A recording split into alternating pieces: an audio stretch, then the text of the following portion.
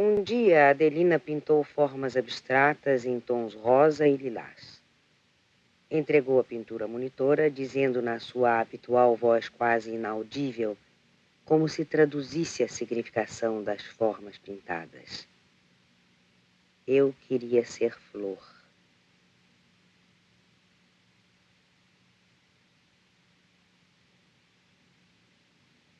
As pinturas seguintes revelam claramente a transformação da mulher em vegetal. A cabeça e o busto são o cálice da flor, e a parte inferior do corpo é a própria corola que encerra o gineceu.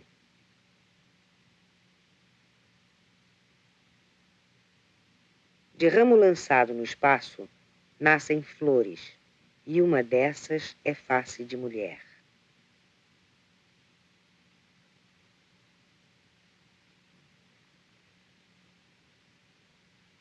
Da corola de grande flor, emerge a mulher com os braços erguidos.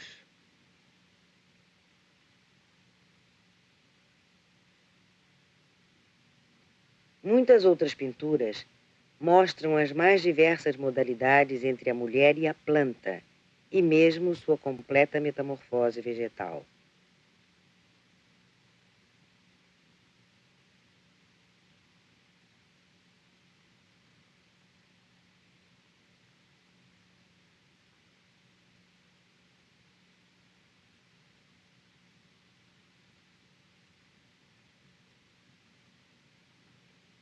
Como?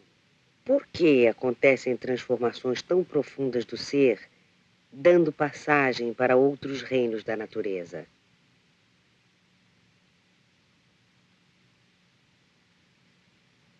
Cada metamorfose encerra significações específicas, ricas de sentido, já experienciadas por incontáveis seres humanos através de milênios.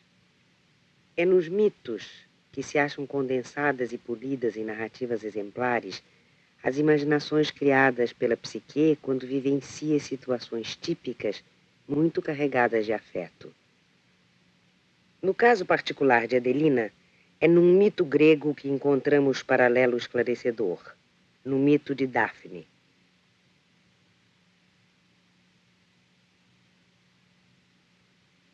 Apolo apaixonou-se pela ninfa Daphne, filha do rio Ladão e da mãe Terra.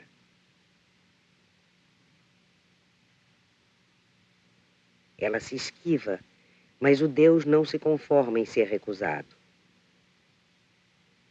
Apolo persegue Daphne numa corrida louca através de campos e de bosques. Fugindo sempre, a ninfa busca refúgio junto à sua mãe, a Terra, que a acolhe e a metamorfoseia em loureiro. Por que a jovem fugirá do deus que é o padrão máximo da beleza viril, do herói vencedor de monstros, do mestre por excelência de todas as artes?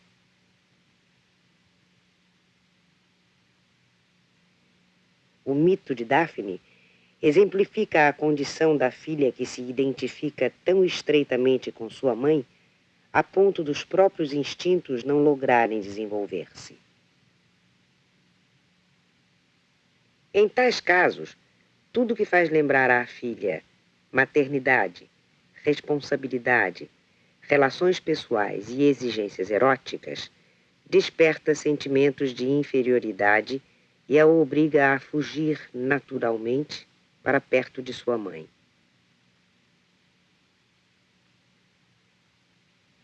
Por estranho que pareça, Adelina, modesta mestiça do interior do Brasil, reviveu o mito da ninfa grega Daphne. Adelina era moça pobre, filha de camponeses. Fez o curso primário e frequentou uma escola profissional onde aprendeu variados trabalhos manuais. Era tímida e sem vaidade, obediente aos pais, especialmente apegada e submissa à mãe. Nunca havia namorado até os 18 anos. Nessa idade, apaixonou-se por um homem que não foi aceito por sua mãe. A moça, como tantas outras jovens no sistema social vigente, sujeita-se ao julgamento materno. Obedece, afasta-se do homem amado. A condição de mulher oprimida é evidente. A autoridade inapelável das decisões familiares impede a normal satisfação dos instintos e a realização de seus projetos de vida afetiva.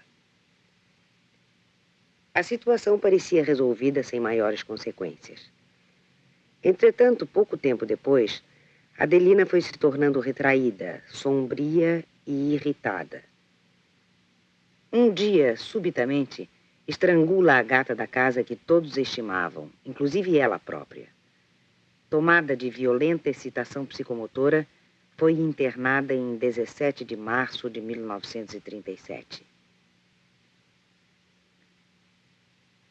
Segundo registra o livro de observações clínicas da época, um mês depois da internação, a doente está lúcida, orientada no tempo e no lugar.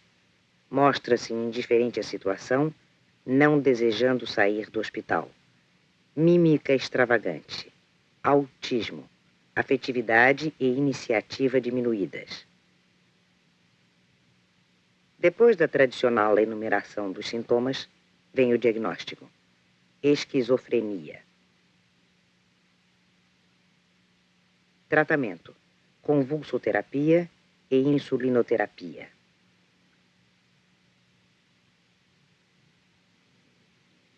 Várias revisões clínicas em anos subsequentes assinalam o agravamento da situação de Adelina. Repetem: autismo, negativismo, agressividade. Permanece inabordável e inativa. Foi em setembro de 1946 que Adelina começou a frequentar o ateliê de pintura da seção de terapia ocupacional que vinha de ser instalado. Apesar de seu constante negativismo no hospital onde se encontrava, uma vez no ateliê, não houve dificuldade para que ela aceitasse pintar. O manejo de lápis e pincéis parecia mesmo dar-lhe prazer. Seus primeiros desenhos foram gatos. Gata no Leito foi o nome que deu ao primeiro desenho, onde se vê uma gata de tetas volumosas bem à mostra, deitada num leito estreito. Gata bailarina, eis como denominou o segundo desenho. É uma figura de aspecto humano, vestindo ampla saia rodada que parece dançar. É curioso que 9 anos depois do episódio do estrangulamento da gata de sua casa, ocorrido no dia de sua internação, Adelina tenha pintado gatas, logo que teve a possibilidade de configurar imagens. A primeira é uma gata-mãe. E a segunda é o animal livre de exprimir em movimentos de dança os impulsos de sua natureza. Dupla expressão da vida instintiva feminina. Esses desenhos dizem muito sobre a problemática psicológica de Adelina. Apenas timidamente se manifestaram seus instintos femininos, a mãe sufocou-os. E Adelina, que não se havia desvinculado da mãe, identificada com ela, repete-lhe o gesto agressor, estrangulando a gata de sua casa. A gata, que representa a natureza instintiva, encarnação dos instintos femininos, reunindo em si graça sedutora, lascívia, devotamento materno e um núcleo de irredutível selvageria, atributos essenciais da feminilidade.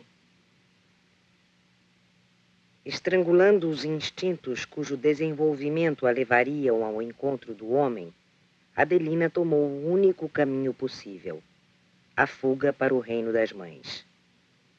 Isso significa que a energia psíquica, introvertendo-se violentamente, seguiu o caminho que já estava preparado por sua fixação materna até alcançar as estruturas das camadas mais profundas da psique, onde foi encontrar e infundir vida àquelas grandes mães que estão sempre por trás da mãe pessoal.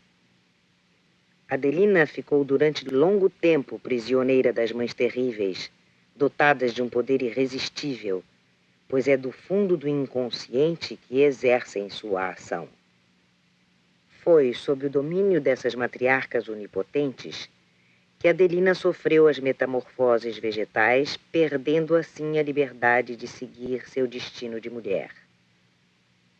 Um mínimo de condições favoráveis, porém, proporcionou-lhe a oportunidade de dar forma às espantosas figuras que a haviam aprisionado. Foi em barro, segundo convinha, o mais primordial dos materiais de trabalho, que ela modelou as personagens estranhas emergidas dos estratos mais profundos do inconsciente. Durante os anos de 1948, 49 e 50, essa foi sua ocupação preferida e que a absorvia durante muitas horas. As figuras modeladas por Adelina caracterizam-se por um arcaísmo que logo faz pensar nas deusas mães da Idade da Pedra. Aquelas inicialmente modeladas bem merecem a qualificação de mães terríveis. A primeira, em atitude desafiadora, põe para trás as possantes mãos providas de dedos semelhantes às fortes pinças de certos crustáceos.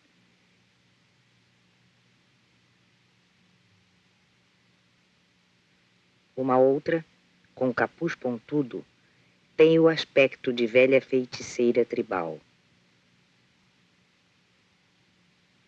Outra, ainda mais extraordinária, está provida de 2 cornos laterais e empunha um cetro tridente.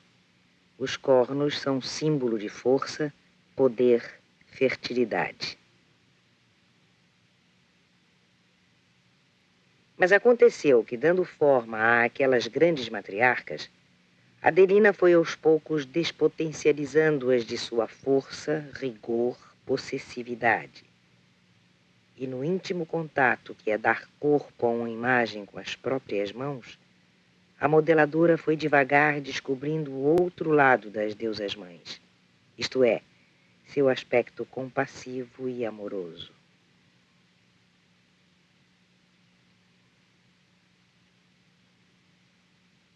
Surgem do barro mães que parecem querer abrir o peito com as mãos.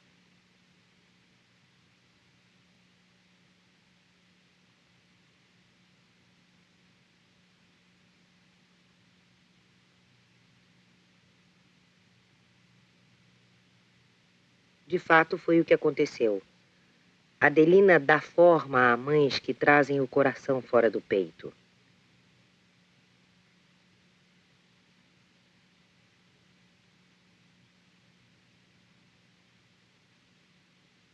Dessa maneira, através do demorado trabalho de modelagem, Adelina travou relações com a dupla natureza do arquétipo mãe, o aspecto devorador e o aspecto amoroso.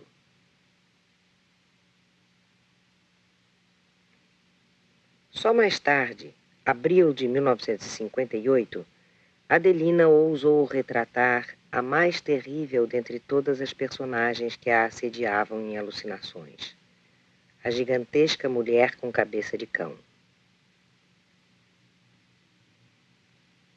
Desenhou-a timidamente a lápis antes de pintá-la em vermelho, tendo de um lado um homem e do outro uma mulher de tamanhos muito menores que a mulher com cabeça de cão.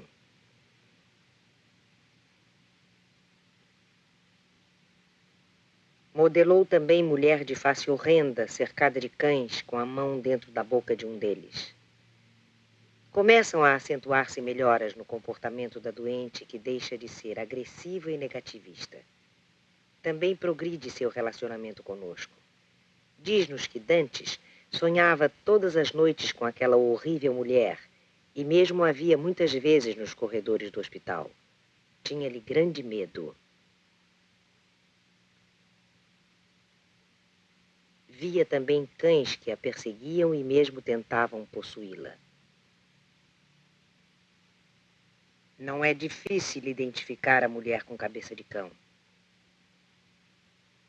Trata-se de imagem de Hécate, mãe terrível, deusa do mundo subterrâneo, dos mortos e também divindade noturna e lunar.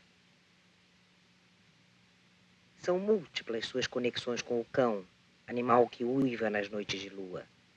Sempre matilhas de cães infernais a acompanham em suas excursões noturnas. Cães lhe eram sacrificados nos cruzamentos dos caminhos. Os gregos a identificaram com Artemis, que tinha igualmente o cão entre seus atributos. Na qualidade de deusa lunar, Hécate era considerada rainha dos espectros e senhora das aparições noturnas que enviava aos homens para torturá-los e enlouquecê-los. Por isso, os antigos afirmam que a loucura era uma doença lunar. Como explicar o aparecimento dessas imagens de grande mãe, estreitamente ligada ao cão entre os trácios, os gregos, nas alucinações e produção plástica de uma internada contemporânea do Hospital de Engenho de Dentro?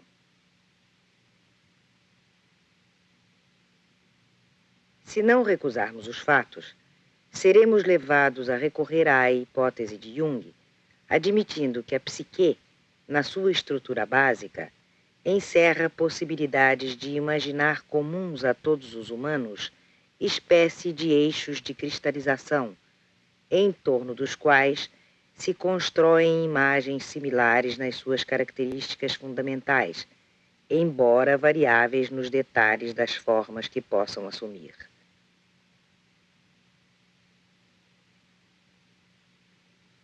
No caso de Adelina, a situação vivida e carregada de intensas emoções contraditórias no relacionamento com a mãe pessoal reativou no fundo do inconsciente imagens arquetípicas da grande mãe, sobretudo no seu aspecto terrível.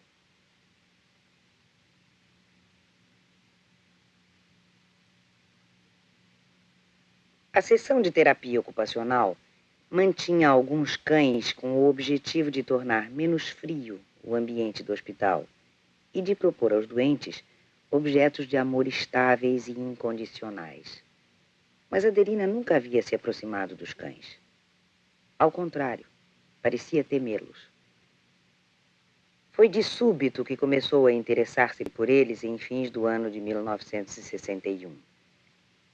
Banhava-os, escovava-os, ajudava a cuidar deles com a maior dedicação. Depois, essa atividade intensiva declinou aos poucos, de certo por não ser mais necessária ao processo psíquico em desenvolvimento. As forças do inconsciente, personificadas nas imagens da mãe terrível e do animal que a acompanha, objetivadas por meio da pintura e projetadas sobre os cães reais, tornaram-se passíveis de uma certa forma de trato. Aquilo que antes era apavorante ficou sendo inofensivo. Somente quando pelo menos uma parcela dessa energia ter sido despotencializada, foi possível a Adelina entrar em contato com o cão real e certificar-se de sua não periculosidade. Paralelamente, de modo geral, as pinturas de Adelina revelam progressiva diminuição da intensa efervescência de conteúdos do inconsciente que povoavam de seres estranhos muitas de suas produções plásticas anteriores.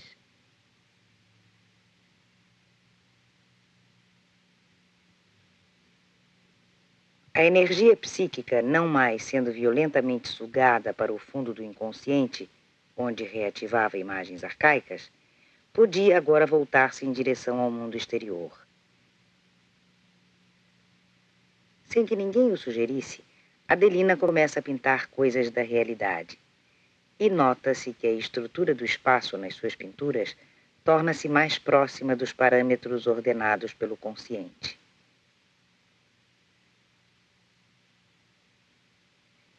O primeiro indício de sua desvinculação com o vegetal ocorreu em abril de 1962. Adelina pediu uma tela e pintou lenta e cuidadosamente um vaso cheio de flores. A monitora do ateliê de pintura, Elza Tavares, ficou tão emocionada que escreveu sobre o chassis da tela. Pela primeira vez, de um galho saiu uma flor e não uma mulher. O processo de libertação intensifica-se. Agora, a maioria de suas pinturas representa flores, flores que ela própria colhe no jardim do hospital, coloca diante de si e atentamente esforça-se por copiar trabalhando com lápis ou seus pincéis.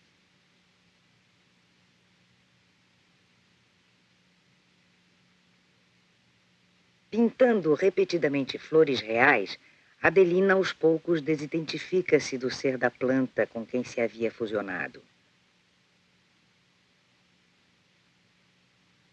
Agora, ali estava o vegetal. Aqui estava ela, Adelina, que pela atividade livre de sua mão, reproduzia-lhes no papel as formas e cores. Assim, foi redelineando as fronteiras do ego e fortalecendo-se num verdadeiro procedimento de autocura. As melhoras clínicas surpreendem. Adelina torna-se confiante, comunica-se com o médico e os monitores, participa de diversas atividades de terapêutica ocupacional, comportando-se de maneira inteiramente diferente daquela antiga doente, negativista, agressiva, que passava horas a fio nos corredores do hospital, imóvel como se raízes aprendessem ao solo. Transposta esta primeira e difícil fase de metamorfose vegetal, o cão agressivo, companheiro da mãe terrível, ainda rondou por perto.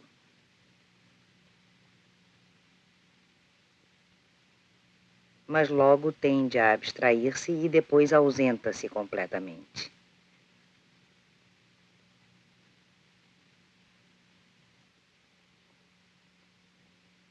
Quem reapareceu foi o gato. Desde que os poderes absolutos da grande mãe haviam perdido muito de sua força e, consequentemente, havia ocorrido o fenômeno da desidentificação vegetal, o tema do gato, isto é, dos instintos animais, abriu caminho.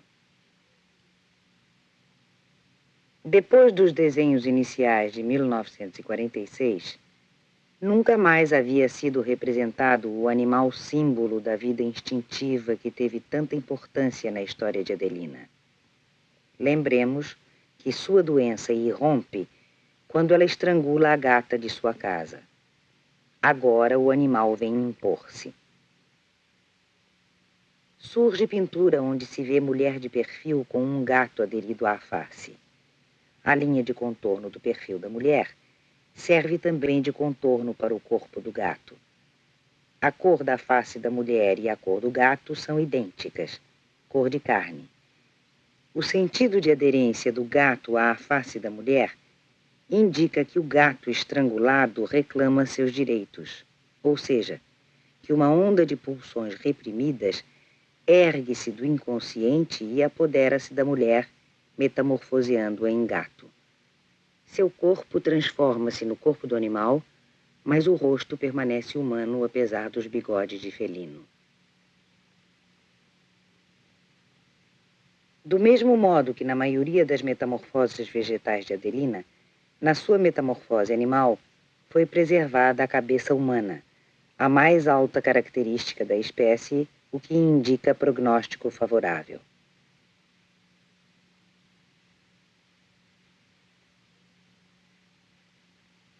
Acompanhemos como num espelho, através das imagens pintadas, os movimentos de forças opostas em luta no inconsciente, pois a imagem é a autorrepresentação da situação psíquica.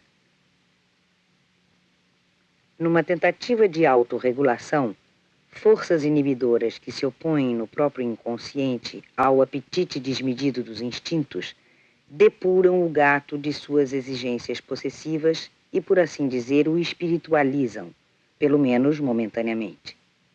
É pintado um gato azul, bem diferente do gato cor de carne da primeira pintura.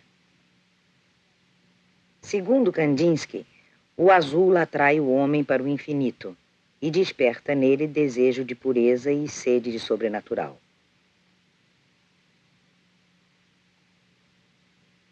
Mas a sublimação de instintos não se processa facilmente. É o que revelam pinturas bastante enigmáticas.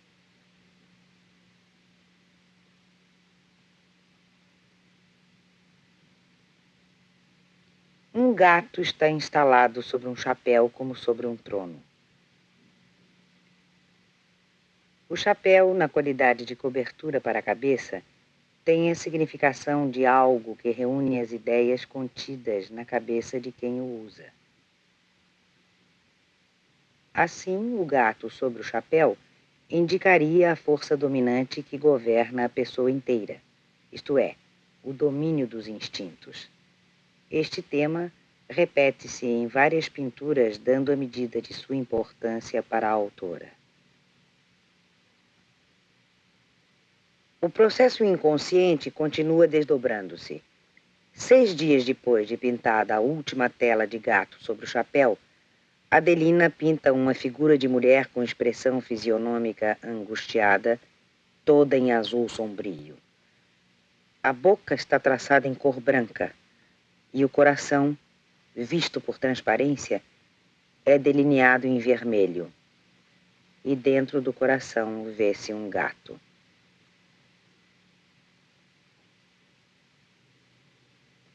O animal que havia assumido posição de domínio exorbitante, revelado nas pinturas do gato sobre o chapéu, é mais uma vez violentamente reprimido.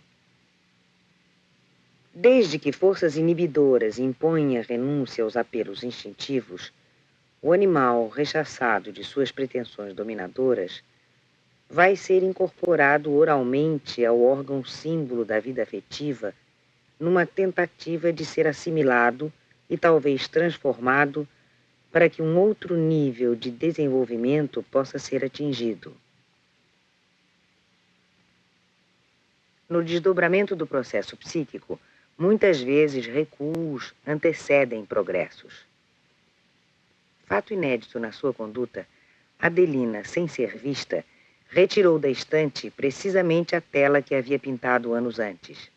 Sua primeira pintura, na qual aparecem flores não fusionadas a uma figura de mulher. Foi tão intensa sua necessidade de metamorfose que Adelina repintou essa tela. Colocou uma face de mulher superposta às flores que ocupavam o centro e deu ao jarro a forma da cabeça de um gato de expressão sinistra. Os temas principais acham-se aqui reunidos: flor, gato, mulher. Apesar desses movimentos regressivos, o processo psíquico volta a desenvolver-se, tendendo a atingir um nível de relacionamento humano. Aparecem surpreendentes pinturas nas quais são vistos pela primeira vez, entre todos os trabalhos de Adelina, um homem e uma mulher. Note-se que nessas pinturas, tanto o homem como a mulher não têm braços. Na situação em que se encontrava Adelina, durante muito tempo prisioneira no reino das mães, um acidentado processo teria de desenvolver-se até que a aproximação entre mulher e homem pudesse acontecer.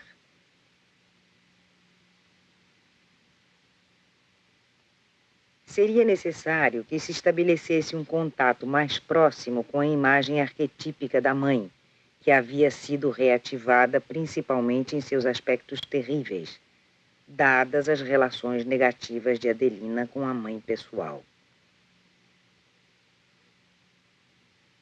Nas profundezas do inconsciente, começara há longos anos esse trabalho, já tornado visível nas modelagens que revelam a descoberta do lado compassivo e amoroso da imagem materna.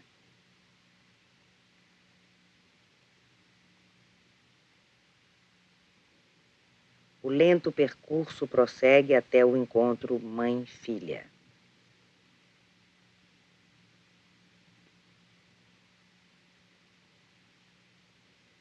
Uma estranha pintura retrata esse encontro. Duas mulheres vestidas de azul. A mais velha, de perfil, junta as mãos fervorosamente. A mais jovem, de frente, olhar distante, porta uma coroa de grandes folhas.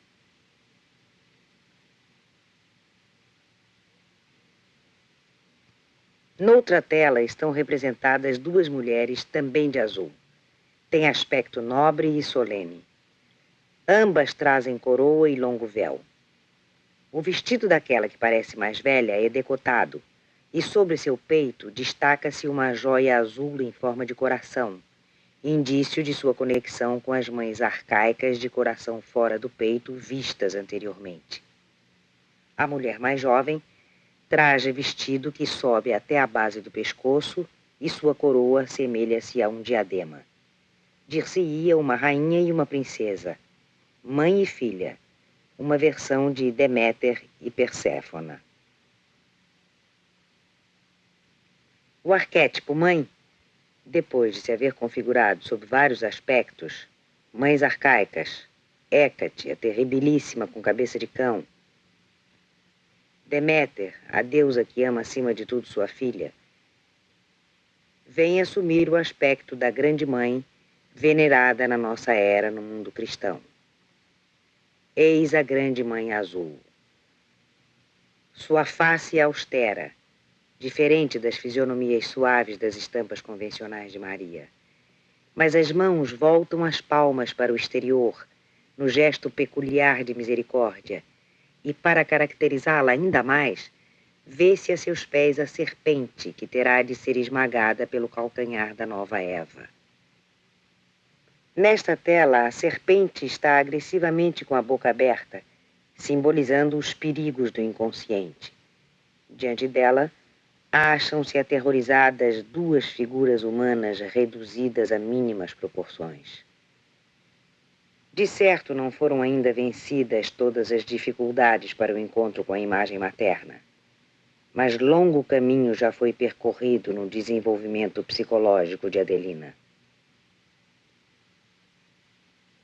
O encontro entre homem e mulher poderá ser realizado. O casamento já não é proibido.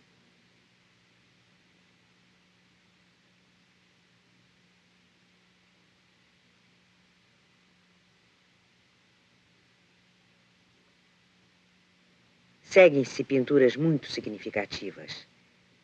Mulher com chapéu azul de largas abas ressalta sobre fundo amarelo semeado de pequenas flores. A individualidade da mulher afirma-se desvinculada do vegetal. As flores estão no fundo do quadro.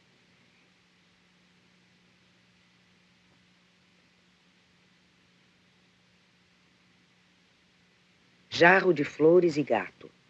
É Adelina quem os objetiva e destaca.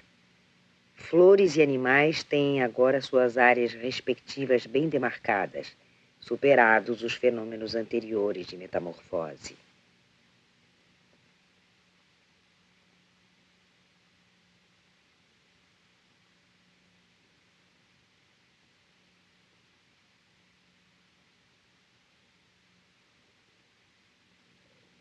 Não termina aqui a história de Adelina.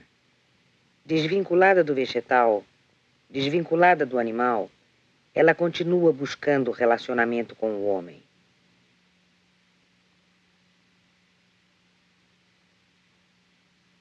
Este relacionamento, brutalmente cortado na sua juventude, não poderá ser aceito sem muitas hesitações, marchas e contramarchas. Movimentos desse drama intrapsíquico poderão ser acompanhados através de imagens pintadas que se configuram em torno de um cão e de uma cadeira vazia. Entre Adelina e outro internado nasceu um namoro distante e oblíquo. Ele era ligado por amizade profunda ao cão sertanejo, um dos animais da seção de terapêutica ocupacional.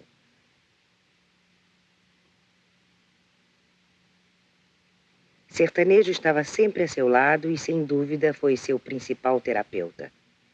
No dia 14 de agosto de 1973, morre o cão sertanejo. Dias depois, começa nova fase na pintura de Adelina.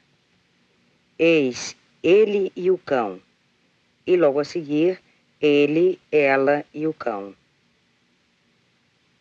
Mas logo se perturba o relacionamento entre o homem e a mulher, criado por intermédio do cão. A mãe terrível interfere mais uma vez, e aparece a imagem de uma jovem usando blusa com flor estampada sobre o peito. Não demora que a jovem seja completamente metamorfoseada em flor. O tema mítico de Daphne parece voltar a afirmar-se, segundo duas pinturas feitas no mesmo dia. Na primeira, o homem volta as costas a uma árvore florida e faz com os braços um gesto de rejeição.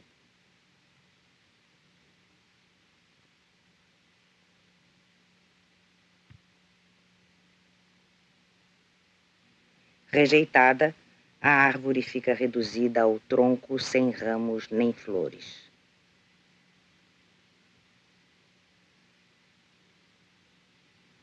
A regressão é superada e surge mais forte o problema do relacionamento homem-mulher.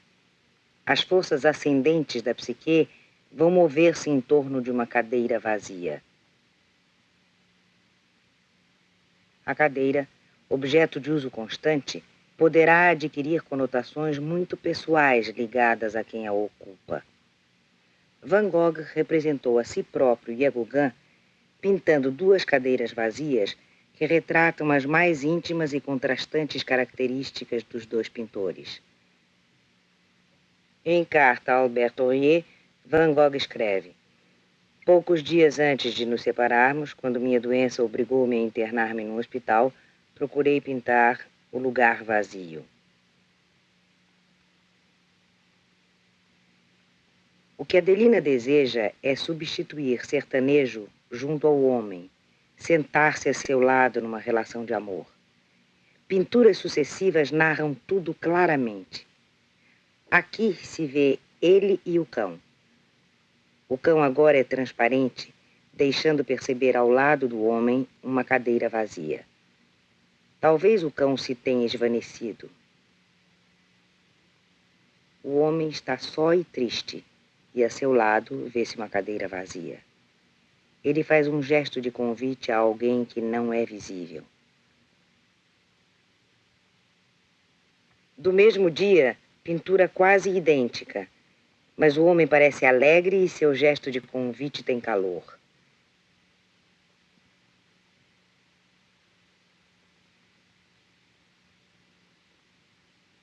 Em pintura feita 2 dias depois, ela presente, mas agora a cadeira do homem está vazia.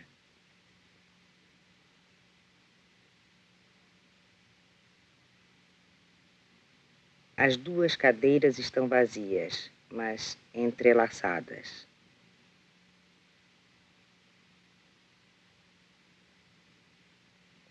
Apesar de tantas incertezas, o processo continua a desenvolver-se no sentido do encontro entre o homem e a mulher. Mas o estudo dessas pinturas ensina que os acontecimentos intrapsíquicos não progridem de maneira linear. Desdobram-se em hesitantes circunvoluções e processam-se em 2 ou mais níveis paralelos. O tema das metamorfoses vegetal e animal não se esgotou.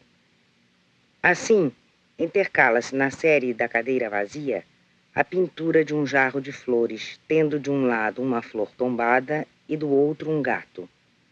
Ainda prováveis metamorfoses de Adelina.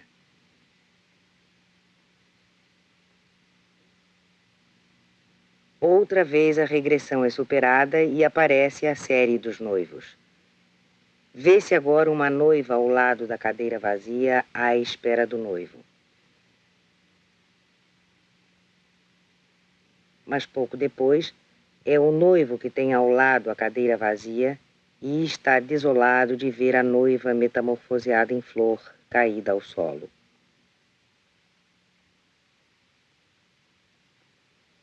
Enfim, aparece a pintura que representa a noiva sentada e junto a ela o noivo de pé, como nas fotografias dos álbuns de família.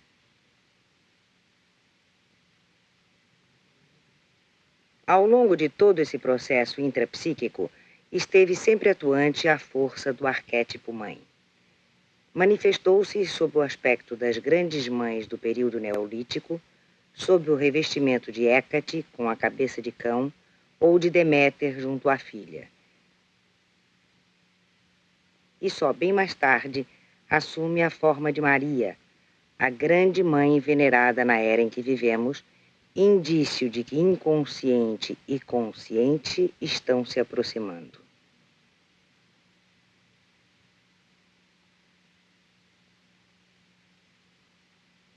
Numerosas imagens de Maria aparecem na pintura de Adelina, de permeio com os movimentos em torno da cadeira vazia.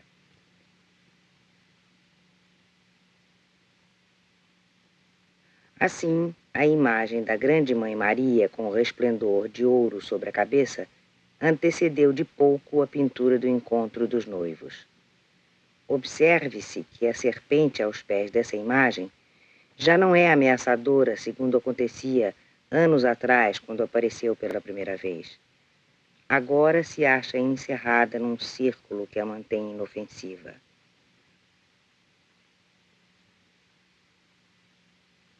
Outras figuras de Maria, de expressão benévola e cada vez mais humanizada, sucedem-se.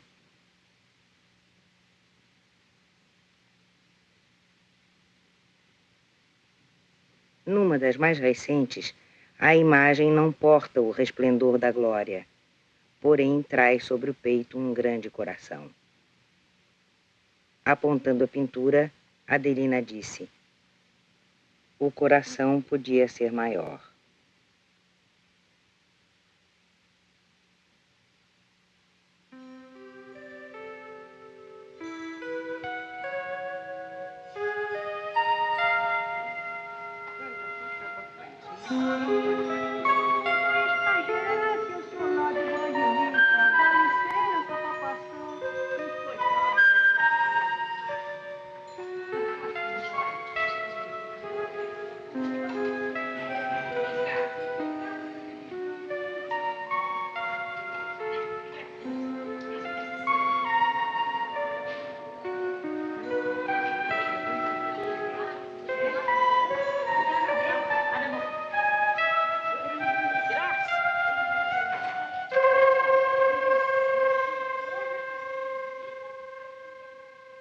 Provavelmente muitos julgarão esse processo de retorno à consciência demasiado longo. Talvez cansem os repetidos movimentos de circunvolução em volta do mesmo tema. Mas será preciso não esquecer que um percurso de ida e volta a esferas subterrâneas muito profundas foi palmilhado e em condições bastante desfavoráveis.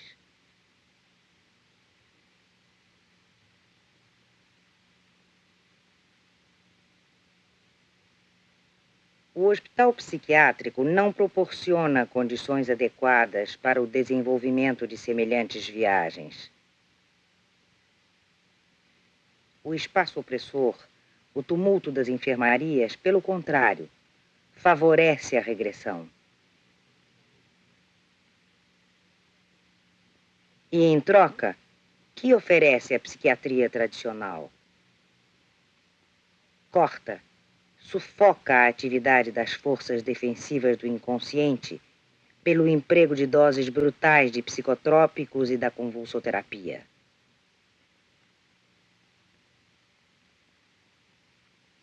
Novas irrupções do inconsciente ocorrem. As reinternações se sucedem. Mais psicotrópicos.